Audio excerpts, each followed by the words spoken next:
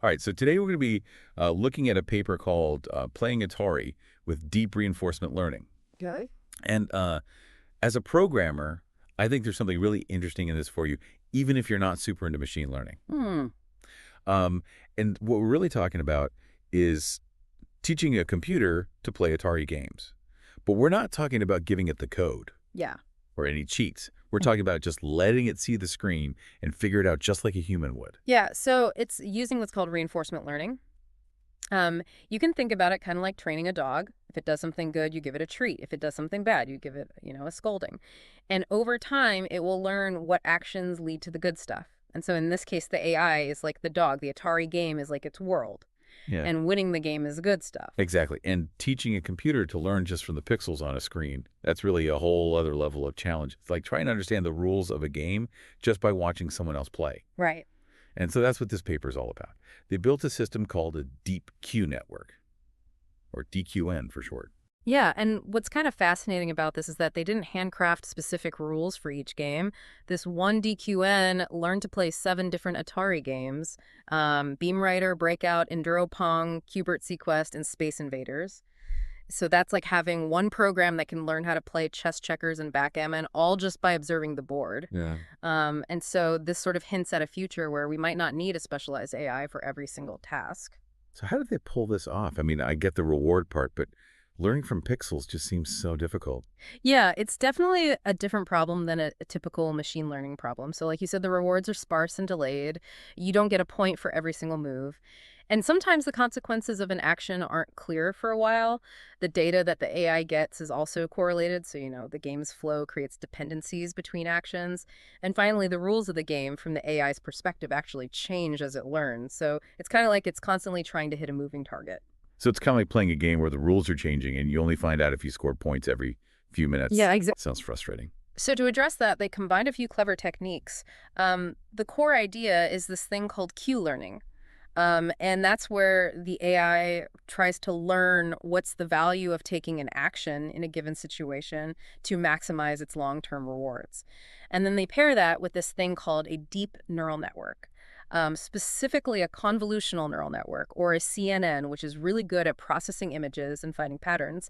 So think of it as the AI's eyes. It's looking at the screen, trying to make sense of what it's seeing. So Q learning is the strategy. CNN are the eyes.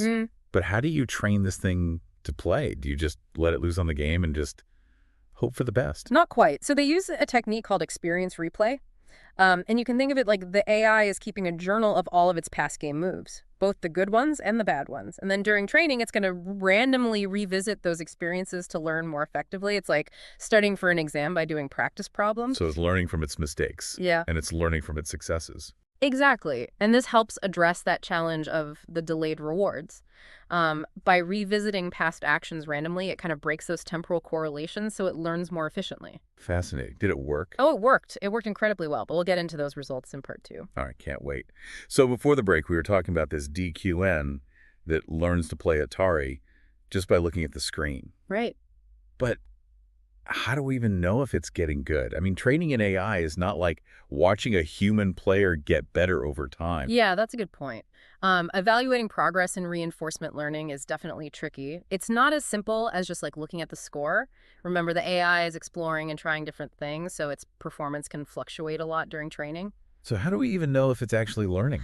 So they use this technique where they average the Q values over time. So remember, the Q value represents the AI's estimate of how good an action is in a given situation.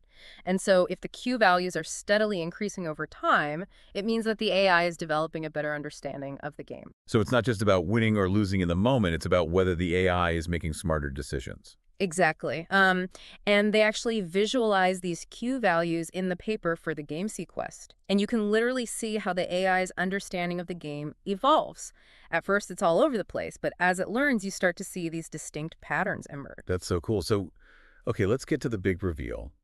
How did this DQN actually perform?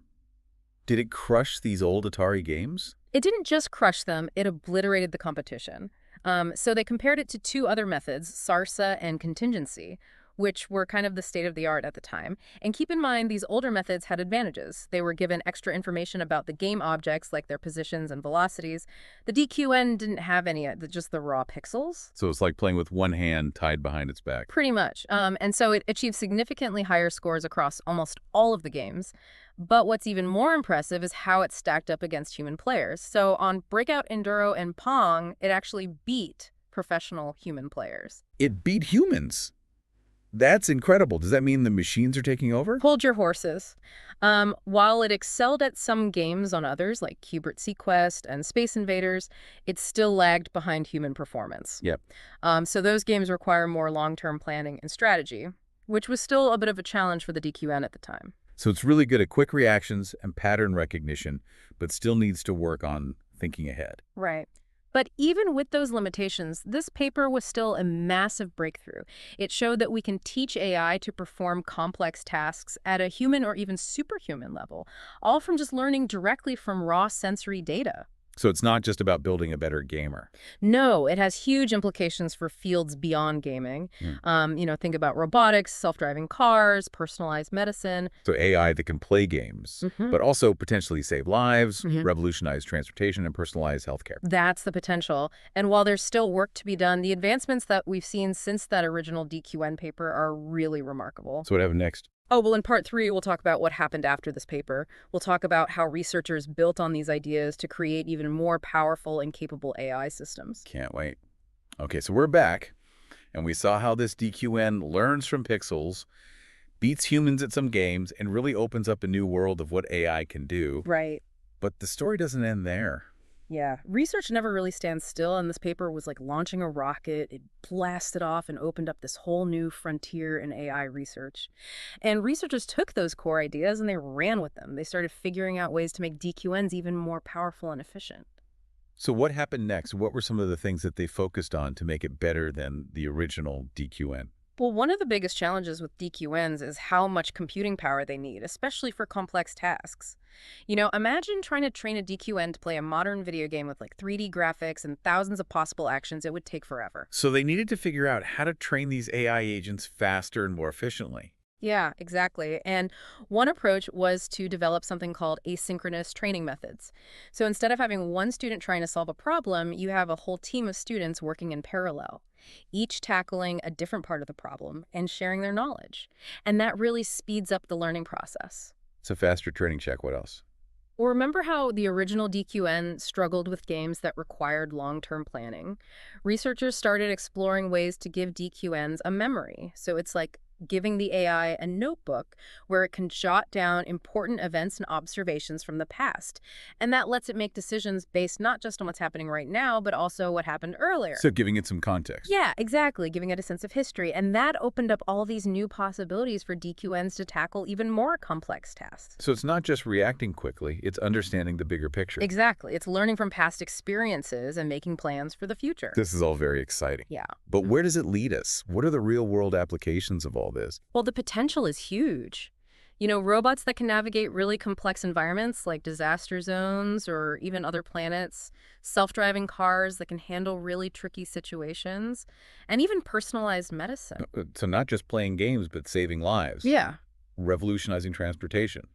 Personalizing healthcare. Exactly. And while there's still work to be done, the advancements since that original DQN paper are really remarkable. So we've gone on this journey, we explored this research. What's the big takeaway for our listeners? I think the most important takeaway is that AI is moving incredibly fast. What seemed like science fiction just a few years ago is becoming reality. The ability for machines to learn from raw data and make intelligent decisions is here, and it's only going to get more powerful. Yeah, it's been incredible learning about all this. Thanks for taking us on this deep dive into the world of DQNs and the future of AI. We hope you learned something new, and until next time, keep exploring, keep learning, and stay curious.